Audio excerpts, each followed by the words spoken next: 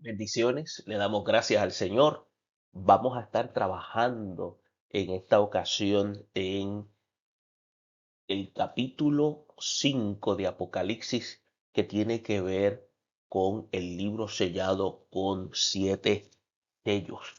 Y vamos entonces a concentrarnos en esta área que es bien importante y esperamos que cada uno de ustedes pueda entonces tomar sus notas, en la cual podamos después en la parte final formular preguntas y ponerlas sobre la mesa para trabajarlas de manera cuidadosa y así también entonces a manera de grupo trabajarlas para discutirlas a la luz bíblica.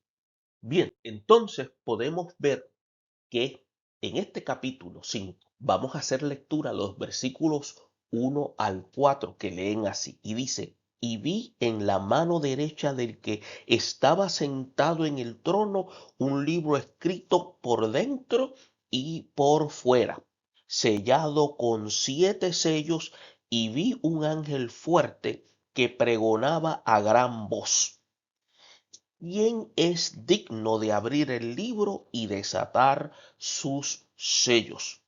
Y ninguno, ni en el cielo, ni en la tierra, ni debajo de la tierra, podría abrir el libro ni aún mirarlo. Y lloraba yo mucho, porque no se había hallado ninguno digno de abrir el libro, ni de leerlo, ni de mirarlo. Y entonces, luego de hacer lectura, tenemos que ver una serie de aspectos importantísimos que encontramos en esta lectura. Vamos a estar hablando de el libro que Dios tiene en su mano derecha y vamos a estar explicando este aspecto importante. Vamos a estar hablando de la postura de muchos intérpretes bíblicos en cuanto a ello.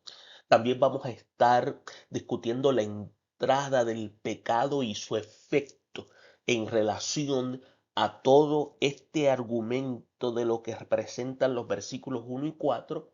También estaremos viendo el juicio para rescatar la creación y estaremos viendo quién era digno de abrir el libro, como también la tristeza de Juan al ver que nadie podía abrir el libro.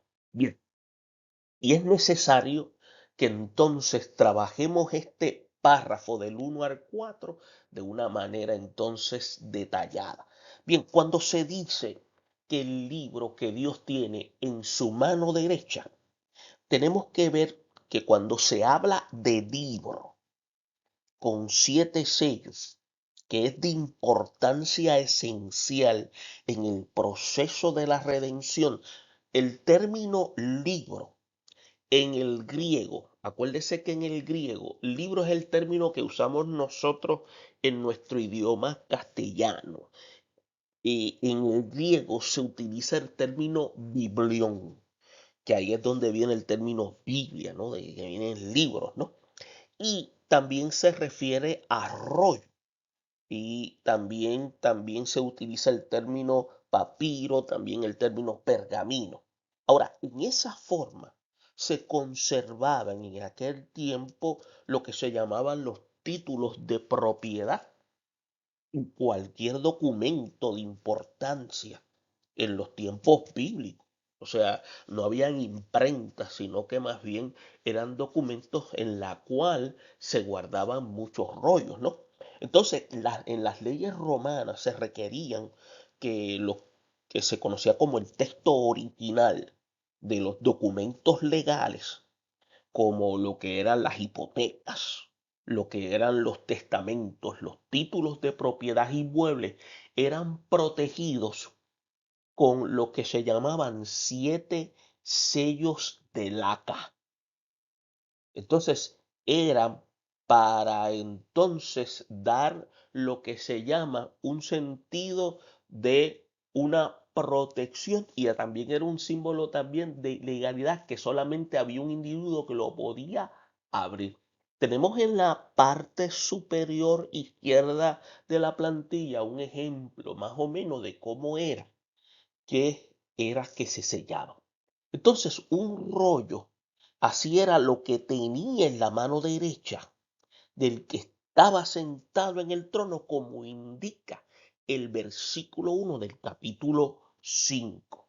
Ahora, cuando se habla de título de propiedad y cuando se menciona este término, en lo que hablan los intérpretes, es que la posición o la opinión de la mayoría de ellos es que es un documento que en otra cosa en la escritura es la propiedad de la tierra de Dios Padre, que es el creador, que es el dueño y es el dueño absoluto de todo lo que Él creó según está establecido en Génesis 1:1.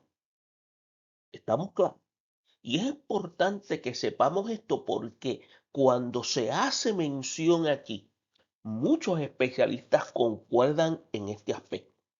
Entonces, el verbo de Dios es el que se designa como el co-creador con el Padre, según Juan 1:1, cuando se dice que al principio Dios le otorga al hombre el derecho de administrar la creación. Por eso es que usted lo puede ver en el capítulo 1 de Génesis, versículo 26 al 29 del capítulo 1.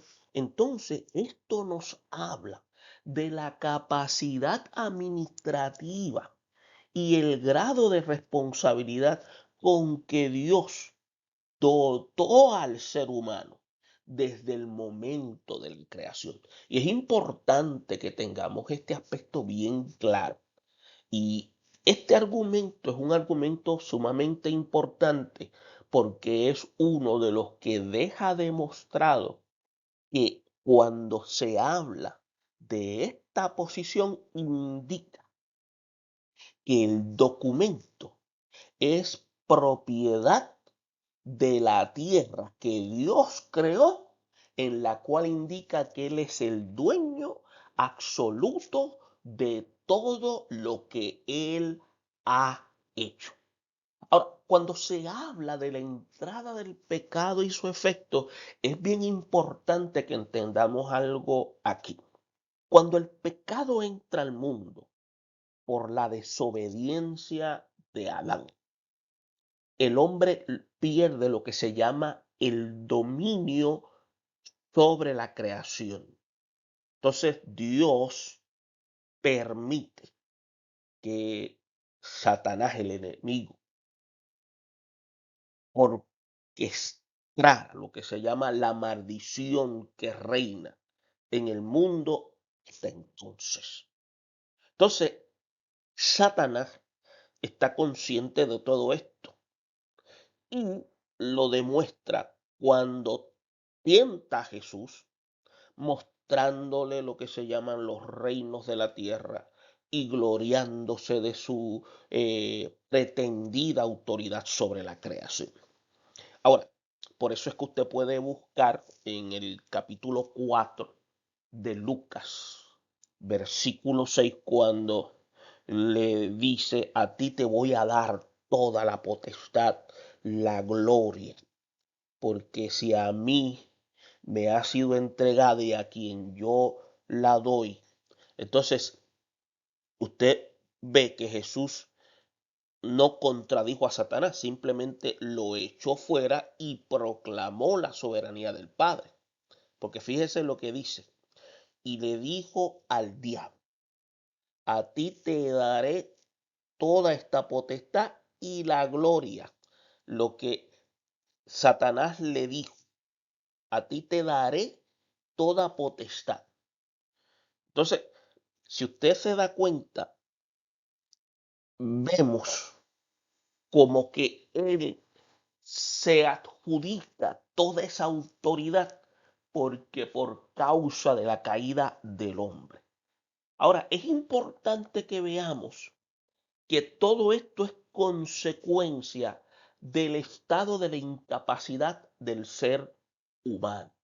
Ahora bien, también tenemos que ver el aspecto de lo que es el juicio divino para rescatar la creación. Porque tenemos que ver que Jesús no negó lo que se llama la injerencia y la maligna intervención de Satanás en todo lo que se llama el desastre que impera en el planeta Tierra, pero anunció el juicio sobre el usurpador. Por eso es cuando dice, ahora es el juicio de este mundo, ahora el príncipe de este mundo será echado fuera, como dice el evangelista Juan en el capítulo 12, versículo 31. También podemos ver cómo el apóstol Pablo también hace referencia al dominio de Satanás sobre el mundo y también anticipó la liberación del mismo cuando dice, la creación aguarda con ansiedad la revelación de los hijos de Dios porque fue sometida a la frustración. Entonces, esto no sucedió, dice el apóstol, por su propia voluntad, sino por la de el que así lo dispuso. Pero queda la firme esperanza de que la creación misma ha de ser liberada de la corrupción que la esclaviza para así alcanzar la gloriosa libertad de los hijos de Dios. El apóstol Pablo le deja esta declaración a los de la iglesia de Roma en el capítulo 8, versículos 19 y 21. Por esto también que tenemos que tomar en consideración es que ninguna criatura de Dios fue digna de abrir el libro. Entonces, ¿qué es lo que significa en realidad eso?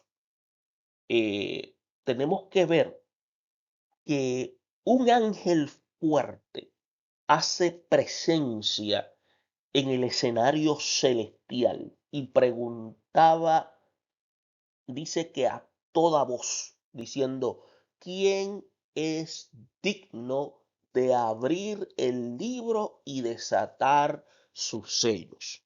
Y esto se hace en el versículo 2. Ahora, esto está indicando que el derecho de abrir los sellos del documento de propiedad no lo poseía cualquier persona, sino solo el dueño legítimo o su heredero. Entonces, la pregunta que hace el ángel dio lo que se llama inicio a la búsqueda de alguien que estuviera, escuche bien, capacitado para comparecer ante el trono como redentor de la creación. Entonces usted va a ver que no obstante ante todo esto, ninguno en el cielo, ni en la tierra, ni debajo de la tierra, dice que podría o podía, mejor dicho, abrir el libro. Ni aún ni siquiera mirarlo, dice el versículo 3. Ahora, ninguno de los seres vivientes, ni de los ancianos, ni de los querubines, serafines, ni ángeles, ni Abraham, ni Moisés, ni ningún profeta o apóstol, dice, fue digno de realizar aquel acto sublime. Por eso que se manifiesta esta tristeza de Juan cuando dice el versículo, y lloraba yo mucho porque no se hallaba a ninguno digno de abrir el libro, ni de leerlo, ni de mirarlo. Entonces, tenemos que ver cuando analizamos cuidadosamente el versículo, este llanto, algunos llaman un llanto profuso, que hace el apóstol o manifiesta el apóstol. que no se debió a la ternura que siempre lo caracterizó como el discípulo amado, ni a su avanzada edad. Fue más bien porque el Espíritu Santo le hacía entender que aquel documento era demasiado importante para que el reino de Dios se estableciera de manera plena. Entonces, estamos viendo aquí, a través de la lectura, la sensibilidad de Juan ante este impasse y nos hace pensar en ese acto, un envolvimiento en las cosas de Dios como judío y como miembro de la iglesia de Jesucristo. Entonces, esta angustia de Juan lo que hace es que nos recuerda el caso de Ruth y de Noemi. Si no se hallaba un pariente cercano apto para casarse con Ruth y redimir la propiedad de la familia, podían quedar lo que se llaman desamparadas por el resto de sus vidas. Usted puede buscar esta referencia en el libro de Ruth, capítulo 4, versículos del 1 al 6.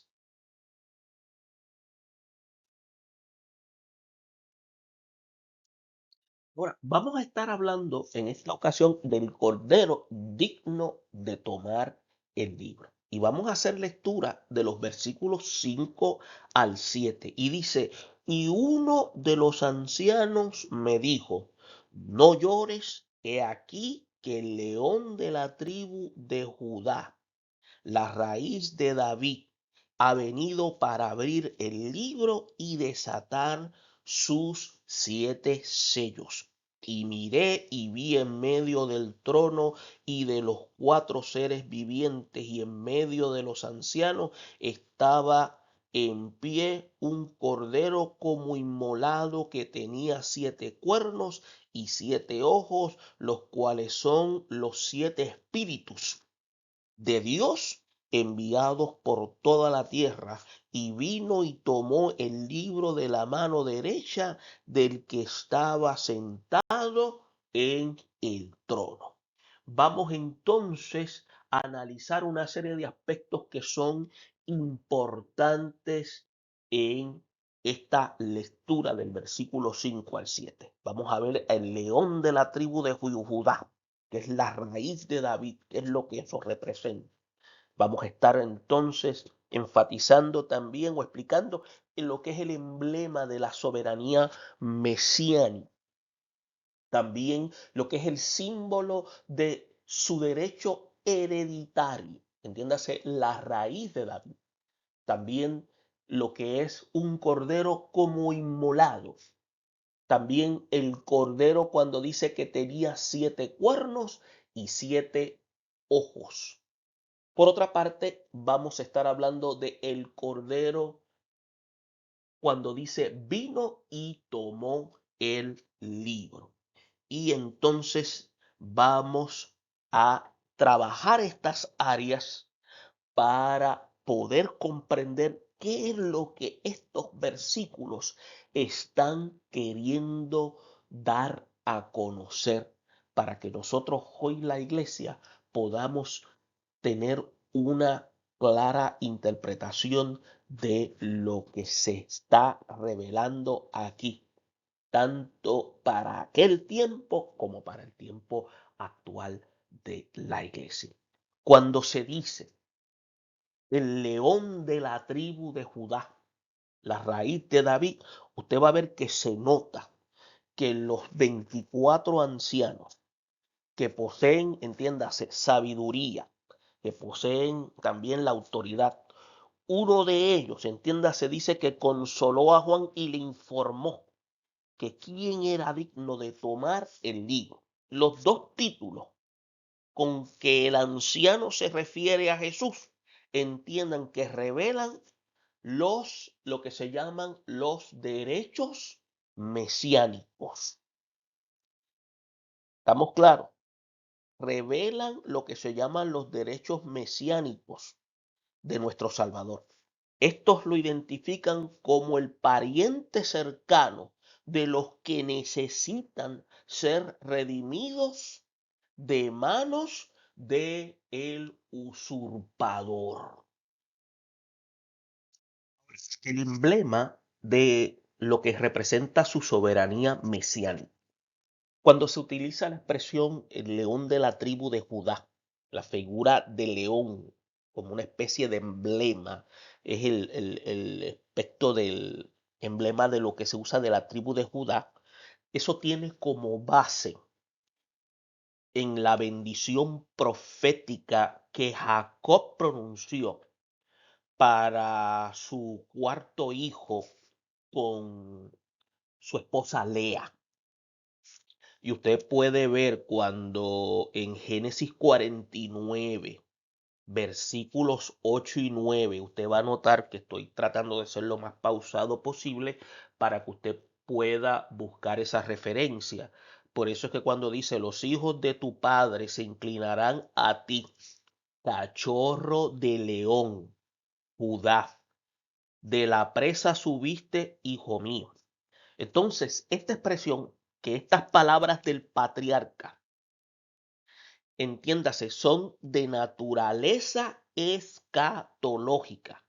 Entonces, poseen un significado de carácter trascendente para los sucesos relacionados con la venida de Cristo como Rey, y también se ve en esta revelación. Por eso es que en Génesis 49:10 usted puede leer cuando dice, el cetro no se apartará de Judá, ni de entre sus pies el bastón de mando, hasta que llegue el verdadero rey, quien merece la obediencia de los pueblos. Entonces usted ve que Jesús nace en la tribu de Judá por los designios divinos que ya habían sido establecidos desde el Antiguo Testamento. Entonces, para hacerlo humanamente apto y para redimir al pueblo. Y eso es para que usted vaya entendiendo por qué se usa ese término de emblema de soberanía mesiánica. Ahora, ¿qué es lo que se quiere decir cuando se habla de símbolo de derecho hereditario? Entiéndase la raíz de David. Pues fíjese, la profecía mesiánica de Isaías nos sirve en este caso de trasfondo al título que se le asigna al único digno de tomar el libro y abrir sus sellos. Es por eso que cuando usted y yo queremos buscar la referencia, lo podemos encontrar en el libro del profeta Isaías. Por eso es que usted va a leer en el capítulo 11 de Isaías, especialmente en el capítulo 11, versículo 1 y 10, donde dice, saldrá una vara del tronco de Isaí y un vástago retoñará de sus raíces. Y dice, acontecerá en aquel tiempo que la raíz de Isaí, la cual estará puesta por pendón a los pueblos, será buscada por las gentes. Entonces, como la raíz de David, entiéndase, Cristo, que tiene pleno derecho de recibir el reino mesiánico y sentarse en el trono de David, es como lo que se expresó antes, lo que se hace con el caso del ángel Gabriel a María, cuando dice, y ahora concebirás en tu vientre y darás a luz un hijo y llamarás su nombre Jesús. Y por eso es que le dice, y este será grande y será llamado Hijo del Altísimo. Y el Señor Dios le dará el trono de David su padre y reinará sobre la casa de Jacob para siempre y su reino no tendrá fin. Esta referencia usted la puede encontrar en el Evangelio de Lucas, en el capítulo 1, versículos 31 al 33. Entonces, en referencia al Cordero Inmolado, Cristo aparece, y esto se hace en el versículo 6 de este capítulo 5 de Apocalipsis, donde Cristo aparece en el escenario celestial en medio del trono y de los 4 seres vivientes, y en medio de los 4 ancianos, como el único que es digno de tomar el título de propiedad de la mano del Padre.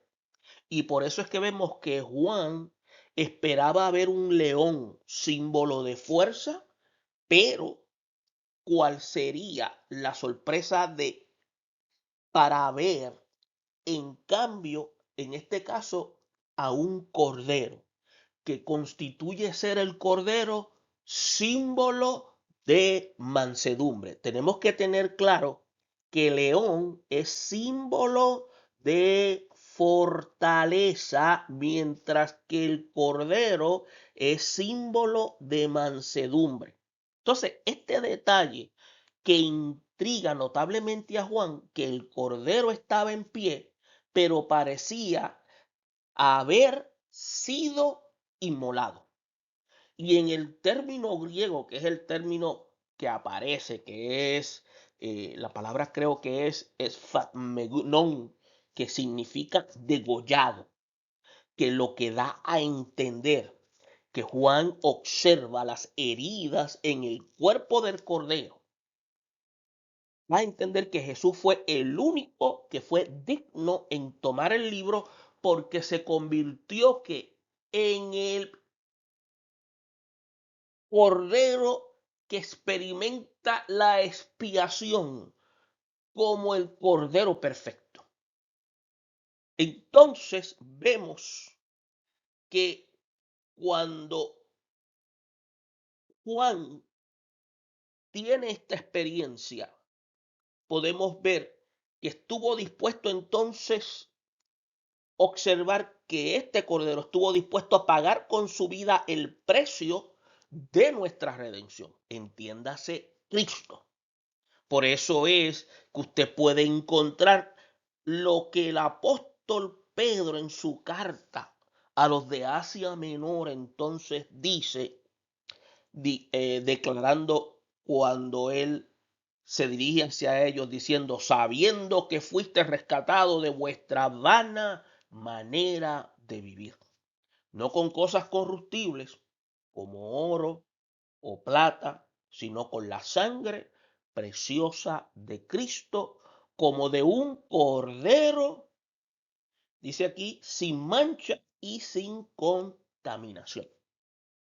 Entonces, ¿qué significa? Que la visión del cordero como inmolado constituye dar testimonio de la muerte y la resurrección del Hijo de Dios.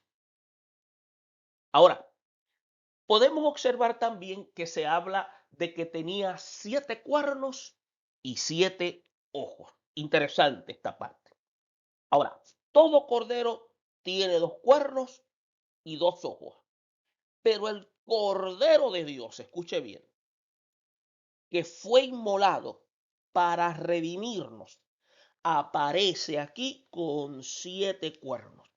Y esto es una figura de plenitud que simboliza la omnipotencia de Cristo. Escuche bien, esto simboliza la omnipotencia de Cristo Jesús y la plena potestad que le ha dado el Padre. Es por eso que los 7 ojos simbolizan la omnisciencia de Jesús, simbolizan su sabiduría plena, tanto de la voluntad del Padre como de toda la relacionado con la redención de la humanidad y del universo. Por eso Juan recibe lo que se llama la interpretación de los 7 ojos, los cuales constituyen ser los 7 espíritus de Dios.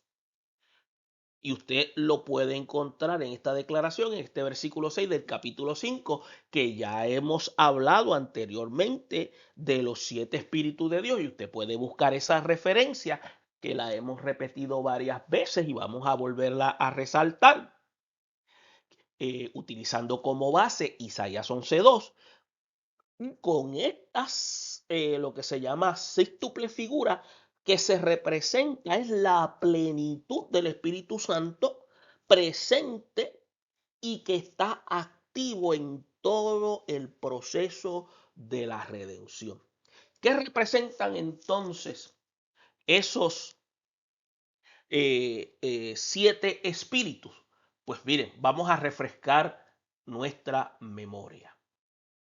Para los que no se acuerdan, busquen nuevamente Isaías 11:2, cuando el profeta en el versículo 2 dice, y reposará sobre él, refiriéndose al Mesías, el espíritu de Jehová, 1, espíritu de sabiduría, 2, de inteligencia, 3, de consejo, 4, de poder, 5, de consejo, 6, yo le dije de poder, de conocimiento 6, de conocimiento 6 y de temor a Jehová 7. Vuelvo y lo repito por si acaso salté alguno. Vuelvo y repito.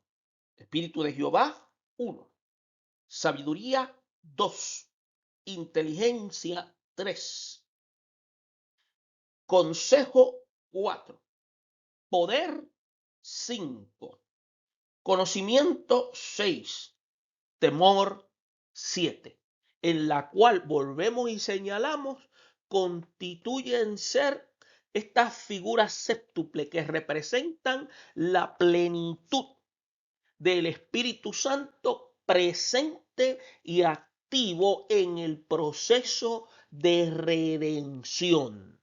Y es importante cuando usted escuche esta expresión, cuando se habla de los 7 espíritus de Dios, que constituyen ser la plenitud del Espíritu Santo, y usted inmediatamente va y se ubica en la declaración del profeta Isaías en el capítulo 11:2. Ahora, también se habla de que el Cordero vino y tomó el libro.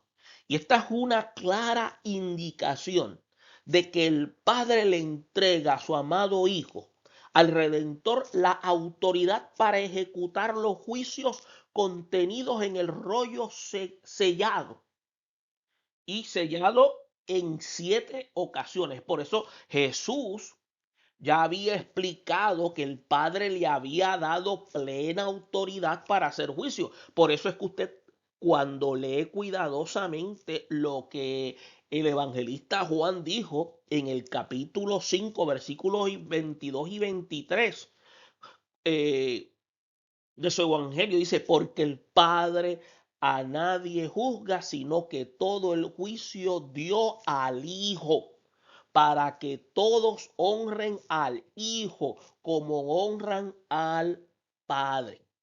Entonces, lo triste de esto es que muchos es que se darán cuenta de que esta realidad, cuando ya todas estas cosas sean demasiado tarde para todos ellos, porque ya han rechazado a Cristo, y una vez entregado el documento, el rollo, al Cordero, entonces Él es el que va a tener control de todo el juicio de la tribulación, incluyendo, escuche bien, la batalla de Armagedón. Entonces, esto es lo que se hace expresión también el apóstol Pablo cuando él escribe la carta a Timoteo, especialmente el segundo documento, la segunda carta, y pueden buscar esa referencia en el capítulo 4, versículo 1 y 2, cuando dice, mira, te encarezco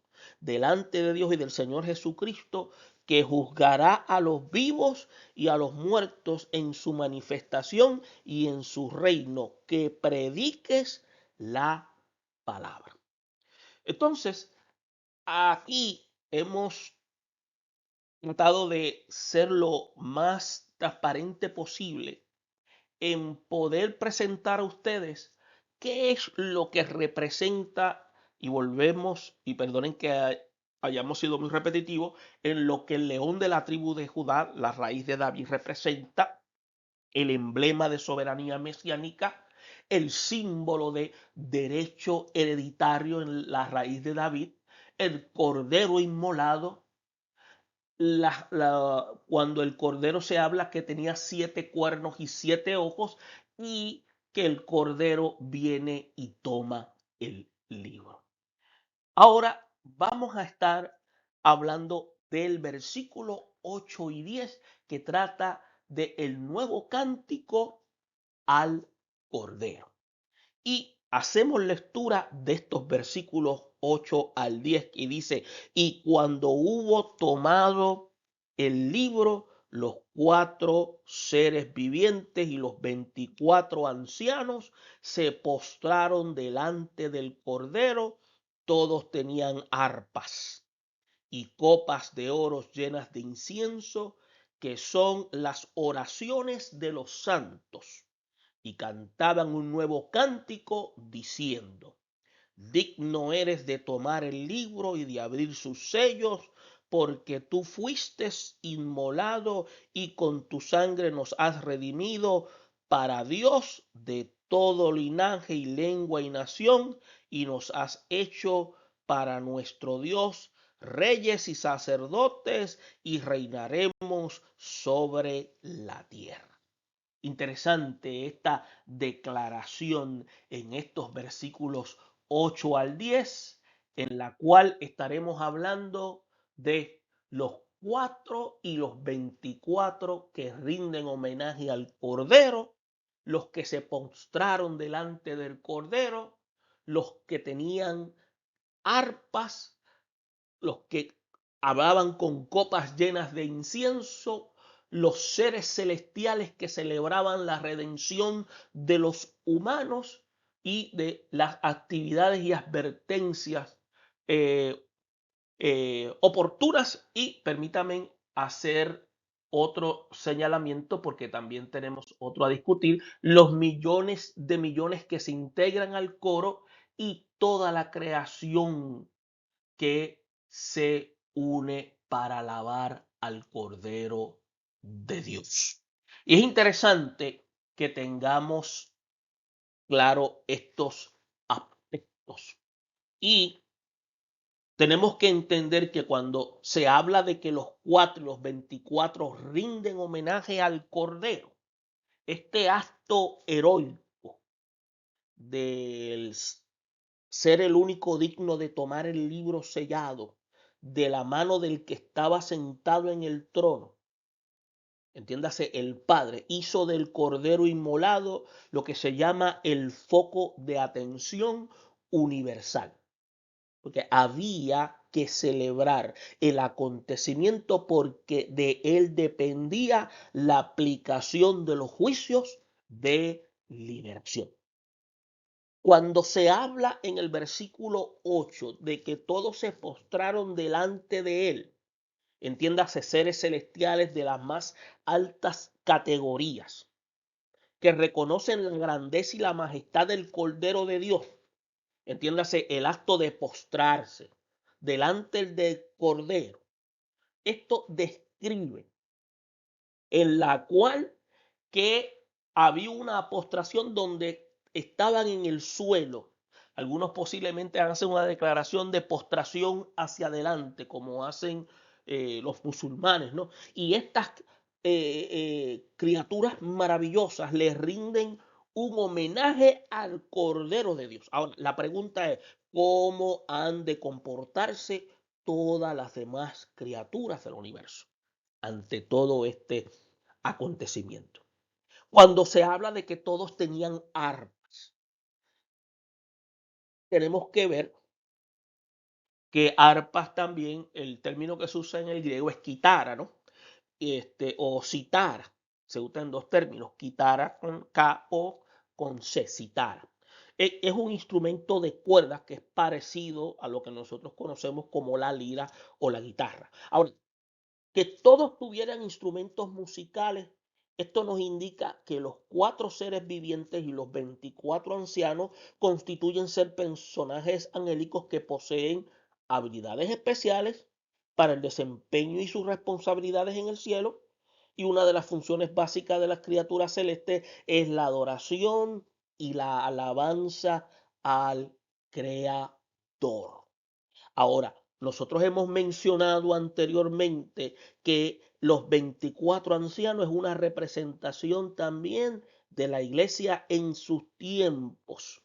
Y tenemos que entender que ya en el cielo ya poseen unas cualidades que han sido otorgadas por el Todopoderoso. Ahora, cuando se dice que tenían copas de oro llenas de incienso, el mismo profeta nos explica por revelación divina que las copas llenas de incienso, escuche bien, probablemente en plena combustión y exhalando el olor grato, esto lo que constituye es un símbolo de las oraciones de los santos. Por eso es que se debe aclarar que los santos aquí mencionados, cuya oración simboliza es ese humo que está subiendo, es el humo de los santos aquí mencionados, que se han de ser de los miembros de la iglesia. Y esta como novia del Cordero que ya estaría en el lugar que Jesús le ha preparado para su reunión con ella. Entonces, estos santos deben ser, sin lugar a duda, los que estarán aún en la tierra. Y entiéndase, y algunos señalan, de los que han venido de y o que están en ese proceso de la tribulación y que reconocen la obra redentora de Cristo a través del mensaje durante ese periodo. Entonces, tenemos que ver que, que estos santos, vuelvo y repito, se deben ser, en lugar a dudas, aquellos que están en la tierra están sufriendo todo tipo de persecución de parte de el anticristo y que están ansiosos de que su muerte como mártires por el testimonio de Jesucristo sea vindicado. Y esto se va a ver más ampliamente en lo que se llama o veremos en el capítulo 6, específicamente en los versículos 9 y 11 y versículos 13 y 7. Ahora, ¿qué es de los seres celestiales que celebran la redención de los humanos? Pues fíjese, en el versículo 9 y 10 del capítulo 5 se presenta el nuevo cántico que entonan los 4 seres vivientes, unidos a los 24 ancianos.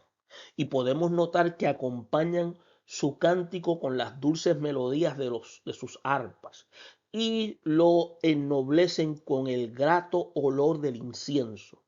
Lo que celebran es lo que se llama la redención de todos los santos, tanto del Antiguo como del Nuevo Testamento. En lo que mencionamos también, que es lo que se llama la advertencia oportuna. Más adelante, yo quiero señalar, cuando se habla del nuevo cántico, debemos notar la diferencia que existe en la fraseología del mismo, dependiendo de la versión bíblica que estemos utilizando. Y ahora que contamos con un mayor número de manuscritos del Nuevo Testamento, que cuando revisamos las versiones tradicionales podemos entender con mejor sentido lo que la visión representa, ¿no? Según versiones antiguas, estos cantores se incluyen entre los redimidos y también podemos ver que otras, tomando en consideración el numeroso caudal de fuentes de los manuscritos más antiguos, los 4 seres y los 24 ancianos no se incluyen entre los redimidos. Entonces, ¿qué pasa? Lo que quiere decir es que la redención del pecado es una obra divina realizada solamente en los humanos.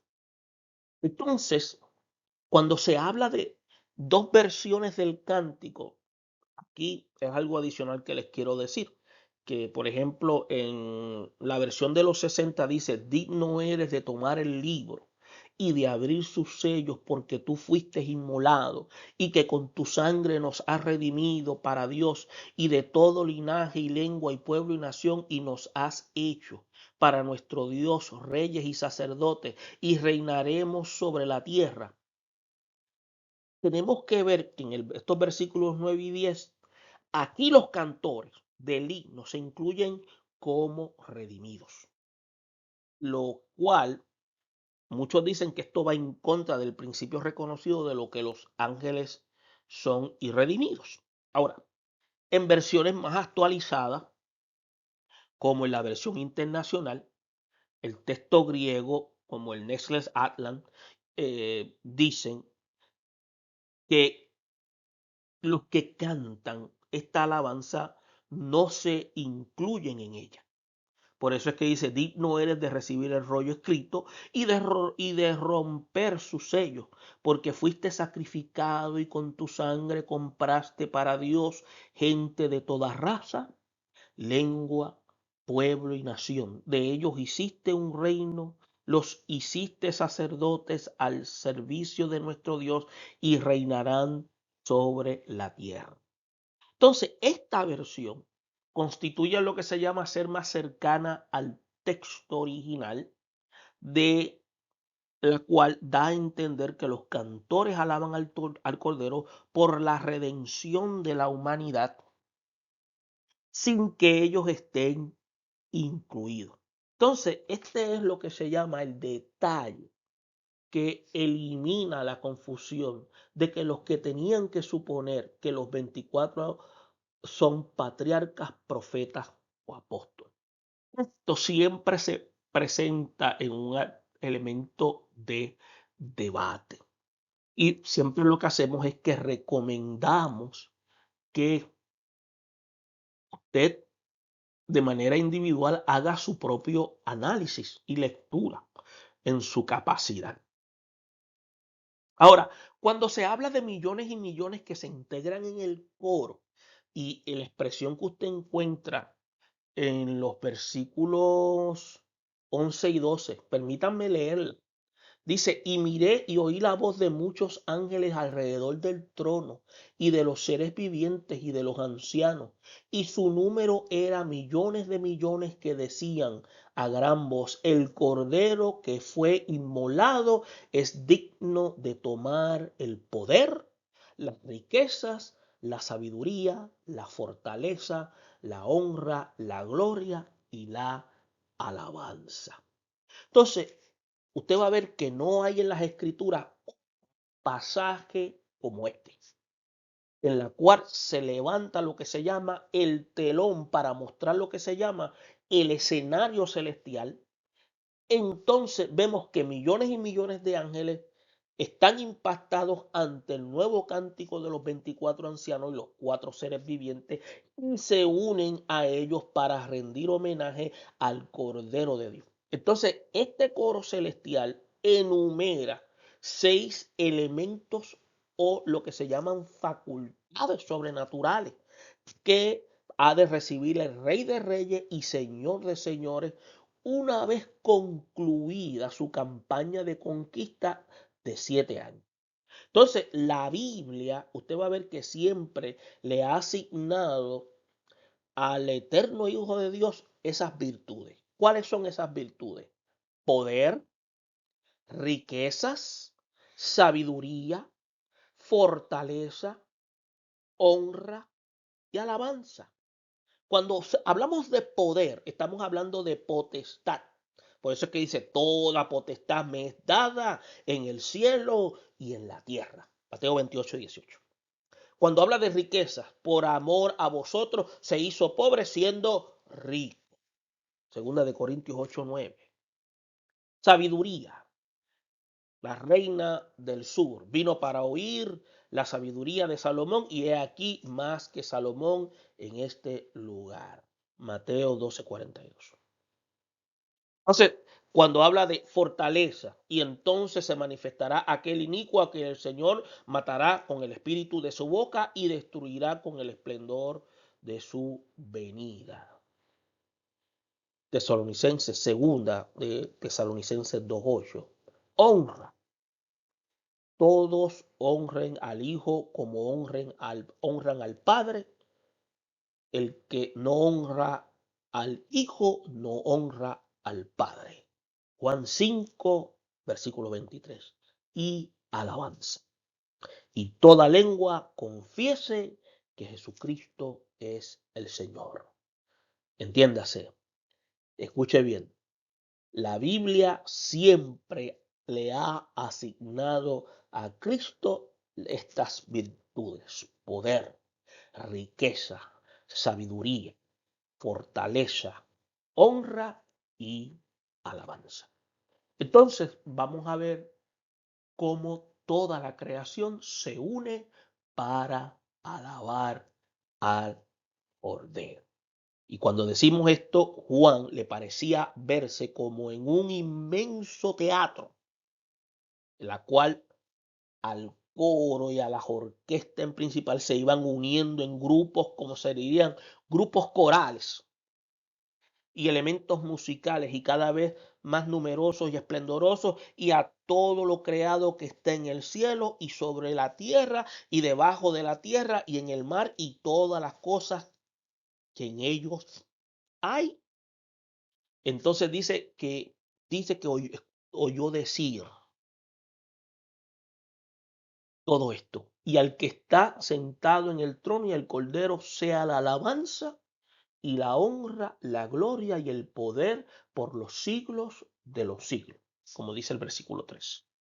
Entonces, dice que Juan se quedó lleno de admiración y profunda alegría, que observó cómo se unió toda la creación para dar, como dirían por ahí, el gran final.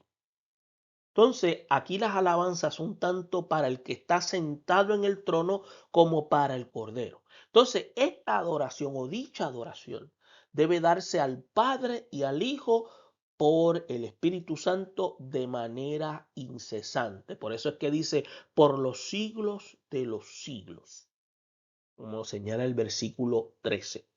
Entonces, lo espectacular o maravilloso es que el amén de afirmación y remate de esta obra maestra de alabanza y adoración lo dan los mismos que le iniciaron. ¿Cuáles son? Los 4 seres vivientes y los 24 ancianos en el versículo 14.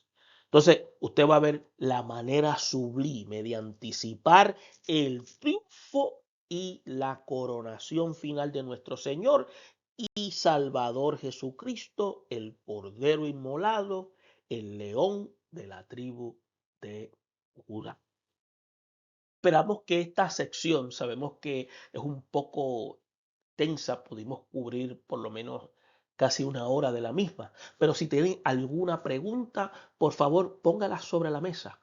Queremos entonces trabajarla juntamente, poder discutir este capítulo 5, en la cual podemos entonces hablar un poco de manera más detallada en cuanto a lo que se llama el libro sellado con 7 sellos, manifestado en la experiencia aquí en el capítulo 5 que tuvo el apóstol Juan en la isla de Pasmos. Hasta aquí esta porción y esperamos que la misma sea de edificación para todos. Bendiciones.